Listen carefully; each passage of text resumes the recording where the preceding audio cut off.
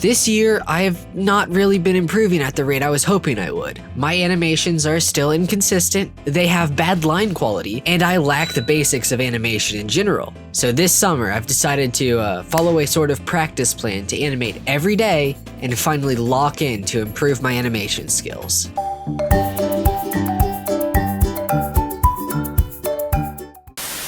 I found the most effective way to gain subscribers is to just ask, so if you would, please subscribe. It's free, it takes like a second of your time, and it means the world to me. Okay, so I kinda lied. I didn't have an exact plan, but I knew what I wanted to accomplish. On day one, for the first time ever, I went to lineofaction.com and grinded gesture drawings for hours at a time. Basically, it gives you about 1 to 2 minutes and you can just sketch the pose you see. Side note, if you use this website, make sure you turn on covered if you don't want to get jump scared.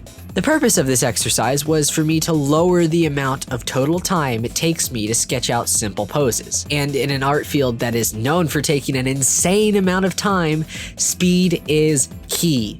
And after about 3 to 4 hours of doing this, I came up with an idea to give myself about 10 minutes every image and draw a janky and weird 3D rotation. I was rotating these gesture sketches to get a better grasp of solid drawing. I would struggle a lot with drawing consistent body proportions, so I'd switch to drawing cubes for the head, torso, and hips, and then rotate those.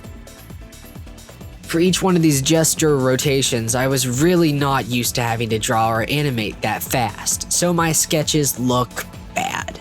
But over the next couple days, I hoped this would change. For day 2, I wanted to build on what I had learned the previous day, so I started doing more gesture drawings for a warm-up. After I finished with the gesture drawings, I decided that I wanted to learn more about weight. So instead of rotating these sketches around in a 3D space, I decided to animate them returning to a sort of default pose. I kept in mind secondary motion, how the arms and feet would move, and I delayed the movement of some body parts so that they felt more weighty.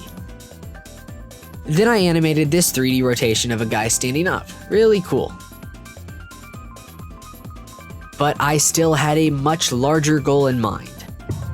Walking, the act of using our 2 feet to get from destination A to destination B. In our minds, it's an easy, simple act. But when it comes to animating it, it is so much harder than it looks. Before attempting animating walking, I found a copy of this book, The Animator's Survival Kit, also known as The Animator's Bible, on archive.com. I'd never really read this before, and it showed. Just to add insult to injury, I also saw this quote from Ken Harris, who says, "A walk is the first thing to learn. Learn walks of all kinds, because walks are about the toughest thing to do right." Yeah, I'm 2 years into animating, and I'm really only just now learning this. Yikes. Now, I've animated walks before, but not without using heavy reference footage that I shot of myself. I didn't really understand the motion itself. So after once again warming up with gestures, I referred to the Animator's Survival Guide and followed its method. In walking animation, there's usually about 4 main key poses. The contact pose, where the leg is fully outstretched. The down pose, where we transfer weight onto the outstretched foot. The passing pose, where we pass the other foot under the body. And the up pose, where we start to stretch out the leg, and it's also the highest point in the motion.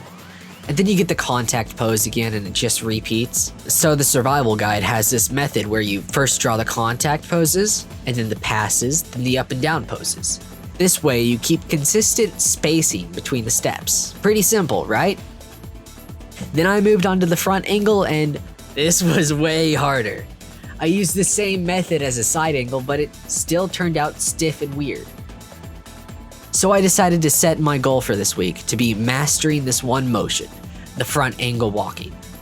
And this was extremely hard. So hard, in fact, that it took me about 3 whole days to finally start to see improvement. And over this week, I also did a lot of exercise and motion to make sure I stay healthy. Aside from the constant consulting the Animator Bible, I was grinding out 5 practice animations each day. Needs better arm sweep, reanimate. Needs better hip sway, reanimate. Over and over again, I constantly reanimated, and I constantly practiced until finally, on the 6th day, I finally started to get the hang of it. I wasn't animating the transfer of weight correctly, and I also wasn't animating the hip sway correctly either. And I finally started to grasp that on the last animation that day. And even though it wasn't perfect, I was happy. Until On day 7, I wanted to have a end animation that completed this training arc, and so over the next 2 days, I took what I practiced and I made a animation of my good pal, Shigaraki. There's a scene in the manga where he is walking very coolly while the ground decays behind him. So I did a rough animation and made sure every motion was perfect, keeping track of the hip sway and all that. I struggled quite a lot with putting anatomy on Shigaraki's body, and probably also having extremely baggy pants is not good for showing that he's walking. I animated everything on 4 frames per second with about 16 to 20 frames for each step, and then I went back and in between to most of it. And without further ado...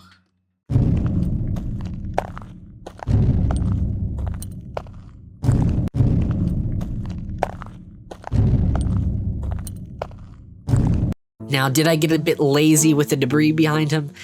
Yes. Did I not make sure his face was on model? Yes. But I ask you, is he walking towards the camera? Yes. I finished this animation at 1 a.m., so I was probably not in the right state of mind. So after closing my eyes and going to sleep, I re-looked at my animation and... Tell me why Shigaraki has the body proportions of a Lego child minifigure with stumpy legs. My god, it's like that one scene from Cloudy with a Chance of Meatballs. What even is this? Probably one of the biggest things in retrospective that I struggled with was keeping body proportions static, consistent while walking. So I've decided that next week I'm going to focus on more solid drawing and anatomy. Also, if you want some more frequent updates on how my journey is going, I try to keep them posted on my TikTok page. Anyway, thanks for watching.